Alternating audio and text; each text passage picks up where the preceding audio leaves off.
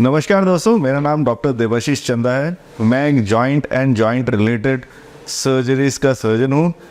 आज का जो ये टॉपिक हम डिस्कस करने वाले हैं, जॉइंट रिलेटेड प्रॉब्लम्स, जिनमें कि बहुत इंपॉर्टेंट जॉइंट है हिप जॉइंट। हिप जॉइंट के अराउंड अगर फ्रैक्चर्स होते हैं, बहुत समय बहुत सारे कन्फ्यूजन क्रिएट हो जाते हैं।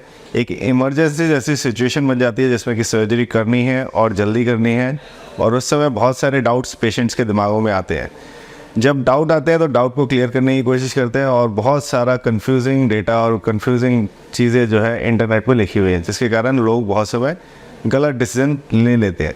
तो दोस्तों, ये वीडियो उन लोगों के लिए है जो लोग हिप फ्रैक्चर्स हुए हैं या हिप फ्रैक्चर किसी पेशेंट को जानते हैं और उनको इसके बारे में जानना है, ताकि उनके डिसीजन मेकिंग में कोई गलती ना आए।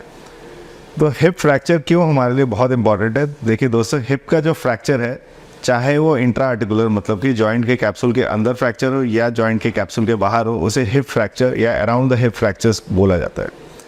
यंग पेशेंट्स में, जैसा सब जानते हैं, हिप फ्रैक्चर्स को फिक्सेशन मतलब कि उसको जोड़ने के लिए इमीडिएटली सर्जरी करने की ज़रूरत है। बट हम यंग की बात नहीं कर रहे हैं, हम बात कर रहे हैं एल्डरली पेशेंट्स, मतलब कि जिनकी एज 50, 60, 70, 80, 90 या 95 हो गई है। उन केसेस में क्या करना चाहिए?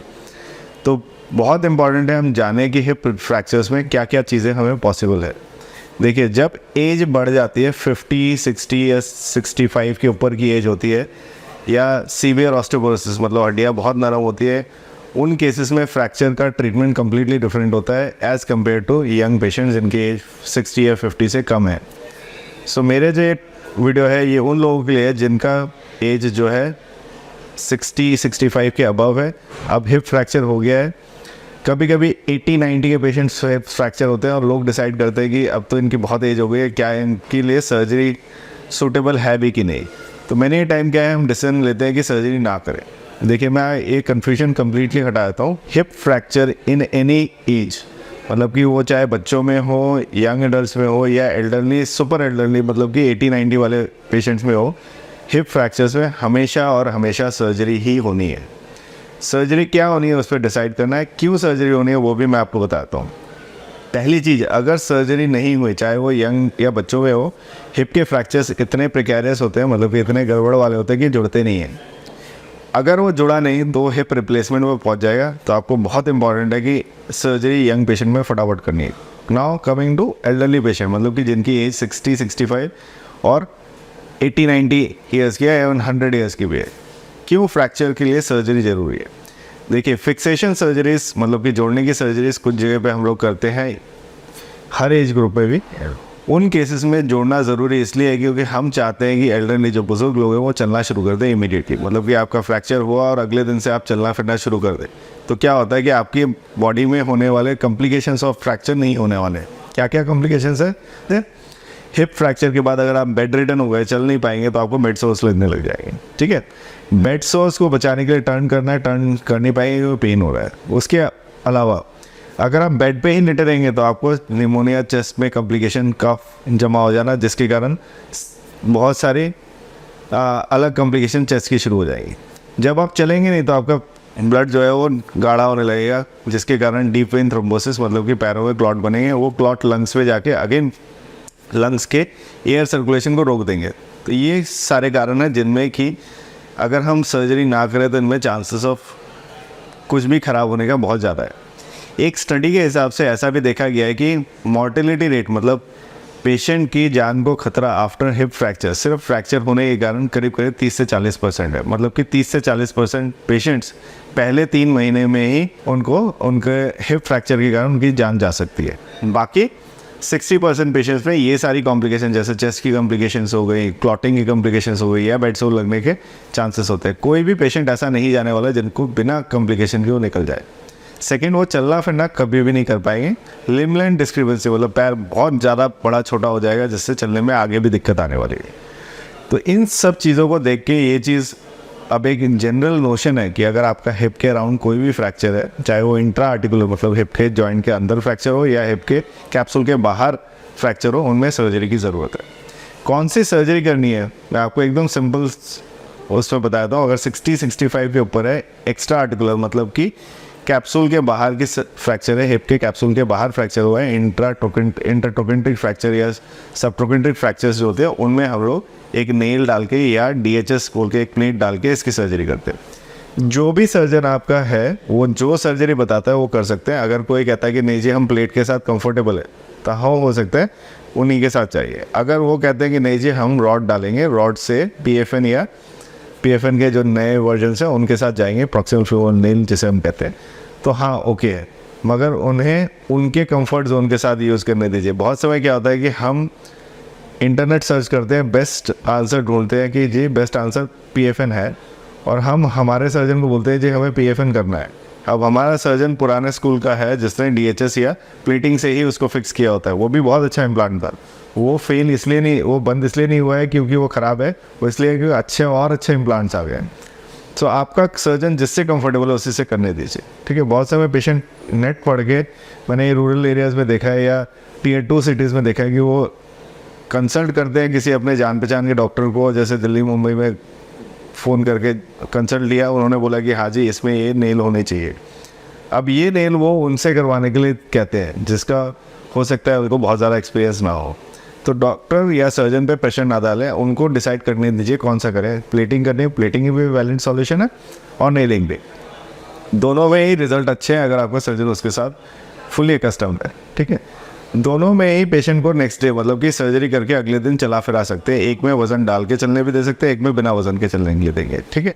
सो ये माइनर से वेरिएशंस है, बट मोबिलाइजेशन मतलब out of bed mobilisation patient को चलाना शुरू करने से बेड सोर के चांसेस कम हो जाएंगे, छाती में चेस्ट कॉम्प्लिकेशन के चांसेस, कफ जमा होने के, निमोनिया होने के चांसेस कम हो जाएंगे, एंड क्लॉटिंग के चांसेस ड्रास्टिकली लो हो जाएंगे। तो ये सारी चीज़ें बहुत ज़रूरी है कि आप समझें और उसके अकॉर्डिंगली डिसीजन लें।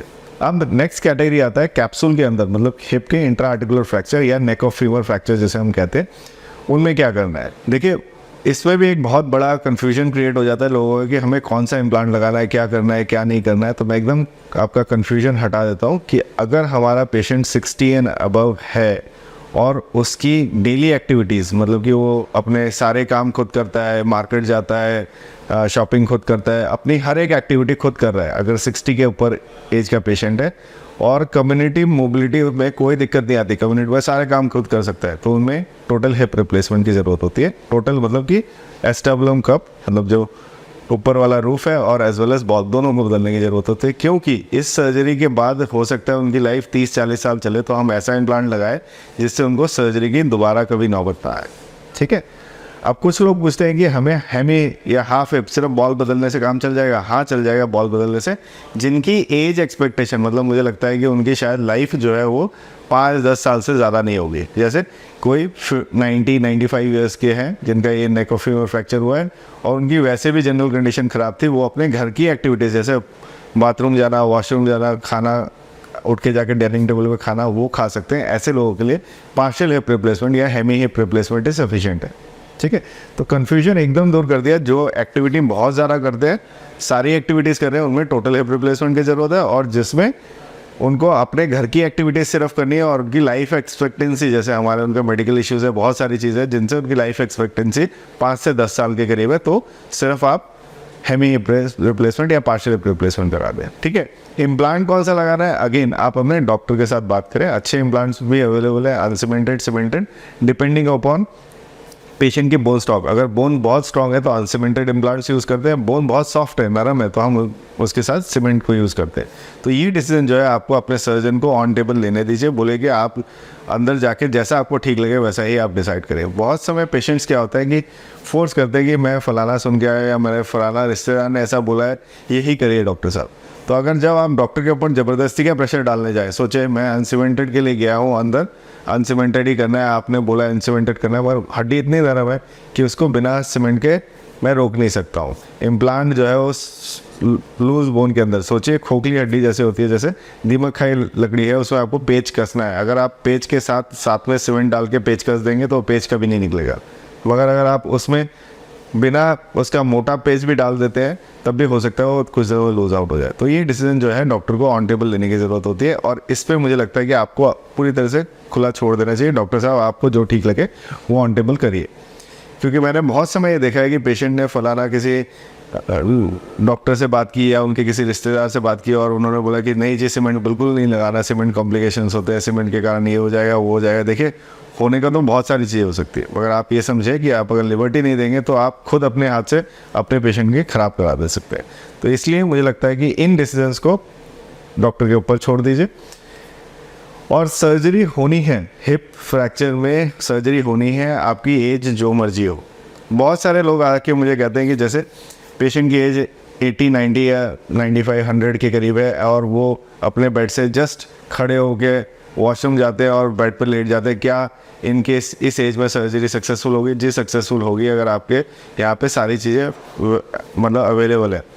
अब बहुत सारे पेशेंट पूछते हैं कि इन सर्जरीज में सर्जरी में खतरा कितना है इनकी एल्डरली एज ग्रुप के कारण, क्या चांसेस है कि इनको जान को खतरा होगा ड्यूरिंग सर्जरी और ड्यूरिंग एनेस्थेशिया? देखिए वो तो होने वाला है, नॉर्मल आदमी से 10% एक्स्ट्रा ही होगा।